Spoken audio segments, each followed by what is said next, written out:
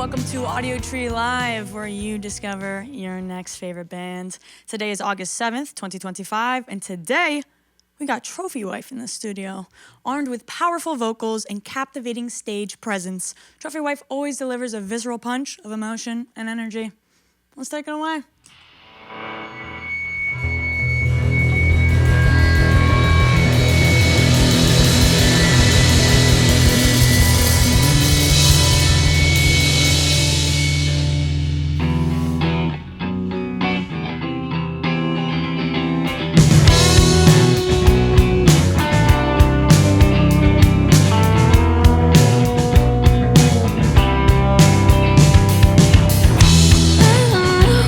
What I'm looking for.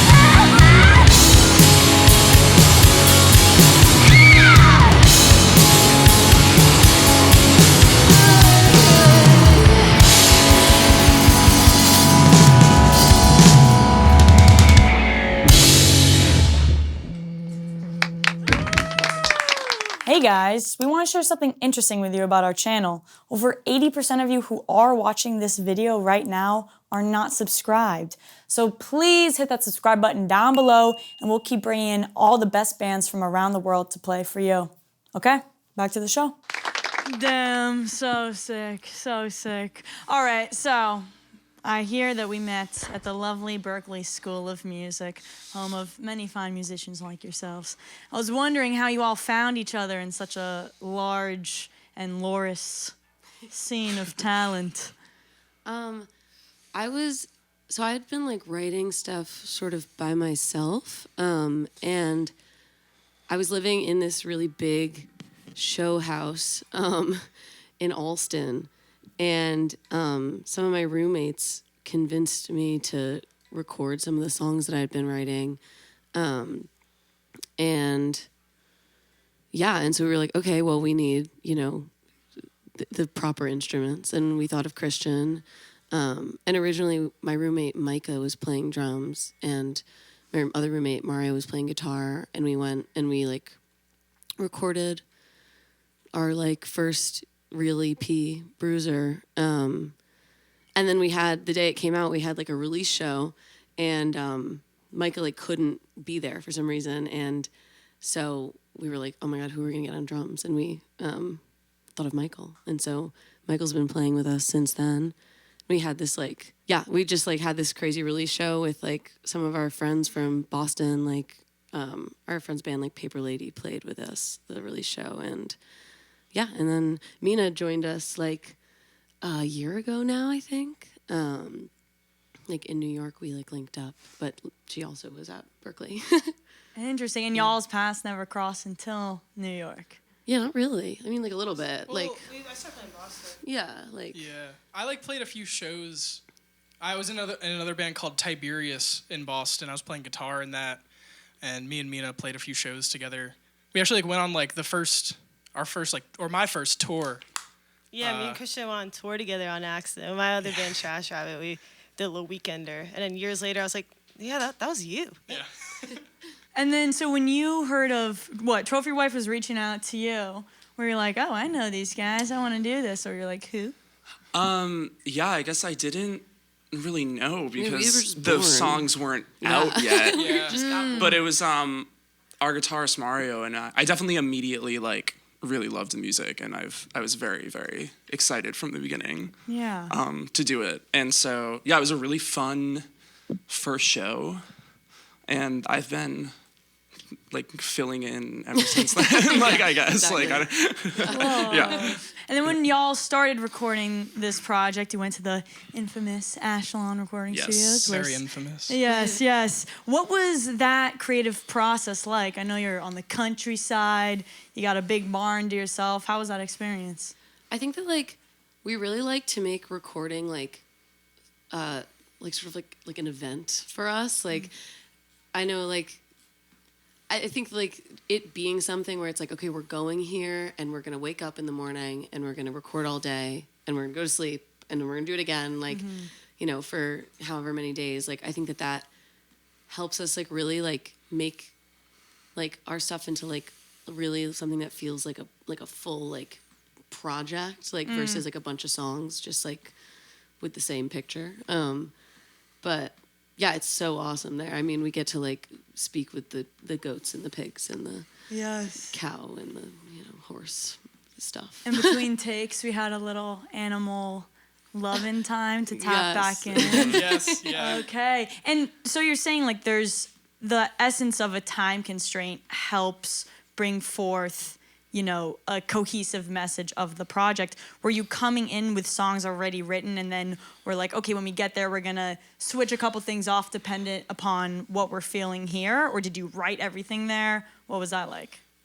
It kind of varies. So we recorded our last album, Get Ugly, there, and we also recorded Bruiser there. And for Bruiser, we had only had like one rehearsal before. And so a lot of those songs we were kind of writing, like McKenzie had written the chords and the lyrics, but we were kind of coming up with like parts and structure and tempo like when we got there. It very much felt like a session gig or something like that for me as like a bass player.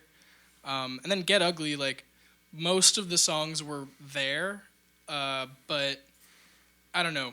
At least the way that I am, like, a song isn't real until it's like recorded. So it's like I was kind of like making my decision, like, okay, like, should I play this here? Should I play that there? Like, what's gonna be permanent on the songs? Right. Yeah. And what would you consider to be the balance of getting the message across sonically versus lyrically? Are you driving home the verbal message, or are you trying to strike a balance other way around? I think it's like definitely, it's definitely a balance. I mean, I think that we like, when the song like starts, I bring it to them like just sort of guitar and vocals, like lyrics and guitar, and then sort of see where, like, what they hear in it, and like we sort of, make it real, like in the like practice room. But I think it depends. I think that like obviously the stuff is very like vocal forward, but like I think that like it's sort of like an individual process for each of us when we're like writing. Mm-hmm. Yeah. Definitely. But it all informs itself. Mm-hmm. Totally, yeah. We're always trying to like make sure that we do the right thing for the song. Just because you should doesn't mean that or just because you could doesn't mean you should. Right. Yeah. But so far, everything you've done, I'm pretty sure you could do it and you should do it. Yeah. I'm liking it. Should we run a couple more? Yeah, let's do it.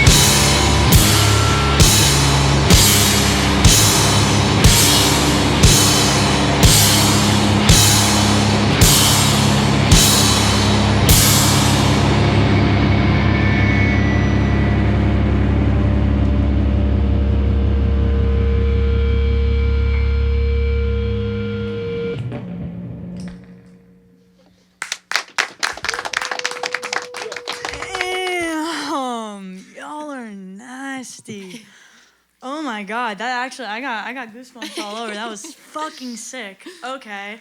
So now we went over where y'all physically were when you were making this project. Can you give me a look into, if you can recall, where you were emotionally and mentally? How much time do you got? Yeah, right. You know, as much time as it takes. I mean, we're talking about the record, right? Yeah, God. I mean, personally, like I had just moved back to New York. I grew up on Long Island, but now I'm living in Brooklyn. And it's a very tough time. Yeah. You know? Yeah, I don't know. What about you, McKenzie? Oh, yeah. I mean, yeah. I've heard that the album doesn't have like a positive vibe.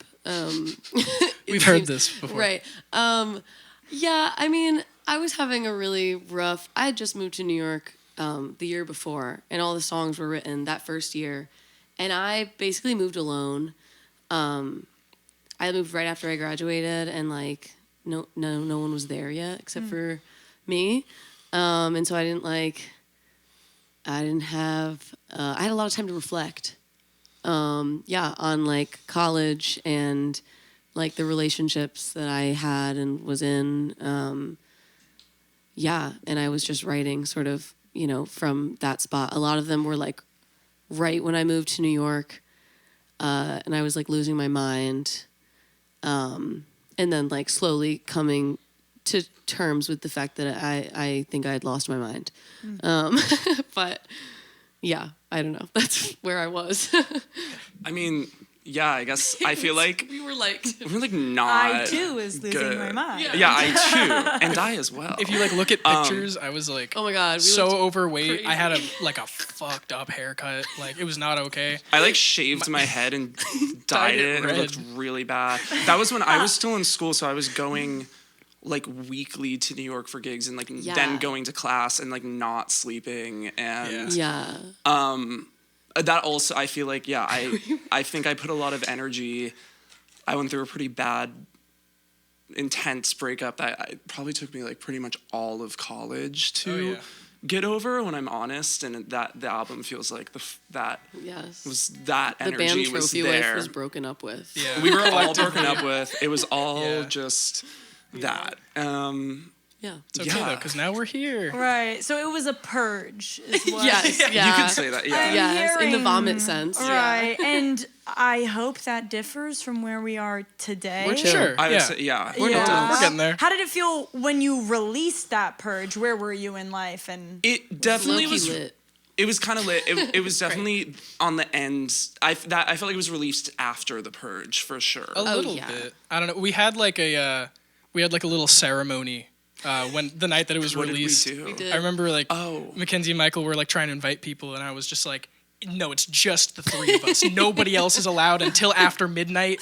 Like, this is us. We did this. Like, nobody else. You We just like sat invited at a me. booth. Huh? You texted me and told me to pull up. After midnight. Yeah. after midnight. And then what was that vibe? You pulled up and you're like, hey guys. I was just born. Right. It was good. It was, You it bought was me a beer. exciting. And I was- It I was a actually little bought a beer. scary. I was never part of an album before that fully came Yeah, out, so same. it was like a new thing. Also, sorry, I feel like I'm breathing really heavy into the microphone. I don't know if maybe that's adding to it. No, it is. It is. ASMR. And how, going all the way back, why are we even here? Do you remember? Why are we here? Wait, guys. No, but like, why are we here Right. doing music? What caught you in the first place? Why decide to dedicate your education and now your passion and Yeah. your career to all of this? I was always like singing like growing up, and I think that in high school I sort of because that's what happens before college.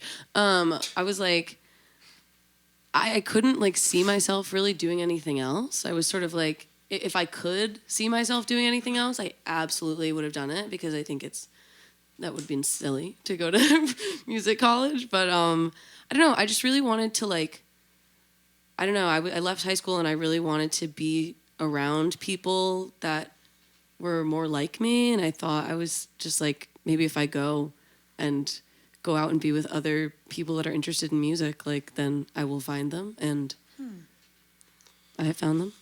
Yeah. What about you, Mena? I want to hear more from you. How'd you get into all this? Hey, Mena. Into this or into music? Music.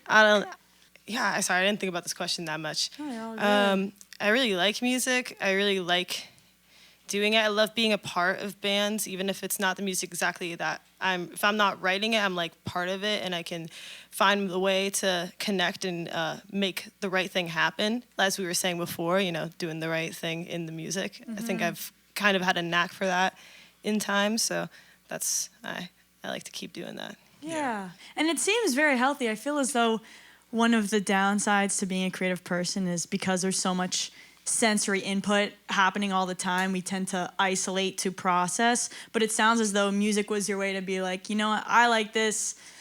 Maybe other people do too. Yeah. I guess I'll try to find them. Yeah, I mean, like for me, I kind of like sucked in school, and I picked up music because my dad was a musician, and I don't know, it's the only thing that I've been good at, you know, that I can like be like, ha, fuck you guys, you know. Yeah, I don't know, I'm still doing it. Yeah. Yeah. Yeah. And should we do a little more? Oh, Of it? shall we? Waiting for the transfer, ignoring every TV in the station. Drown out your voice, simulations warm in wired headphones. Saying you can't leave it, knowing that you could.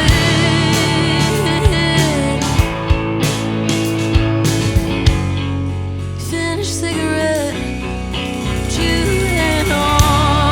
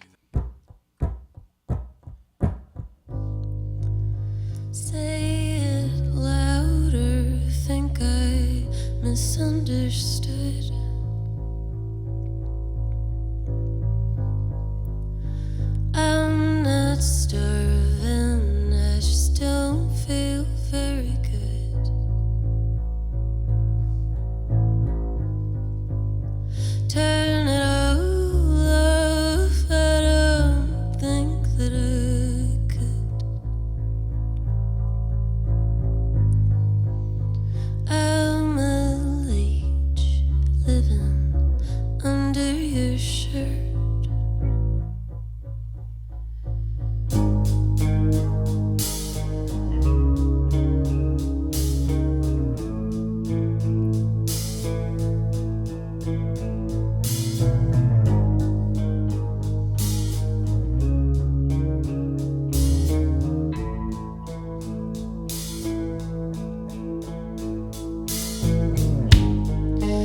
I'm just a pretty thing, aren't I?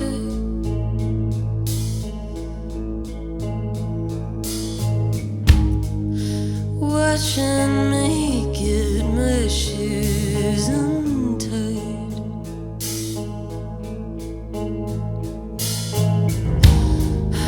I know you know it'll haunt you.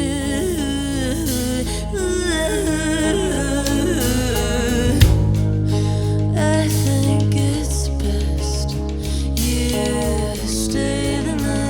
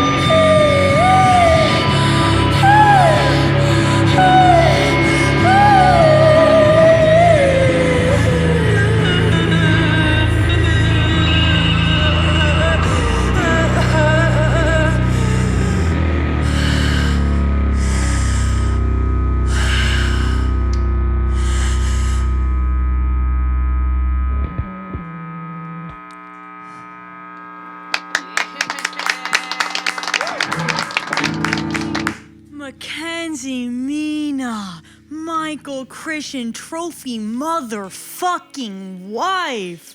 Thank you so much for being here.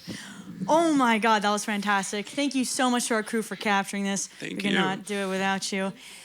And thank you for watching. By the time you are watching this, it's already on all streaming services, Spotify, Apple Music, you name it. They're there. And if you have made it to this part of the video, I do urge you to subscribe to our YouTube channel so you can stay in the loop with all the amazing music we have going down in this studio. But my name is FINGY. Thank you so much for watching, and we'll catch you next time. Peace. All right, so you guys want to do it for real now?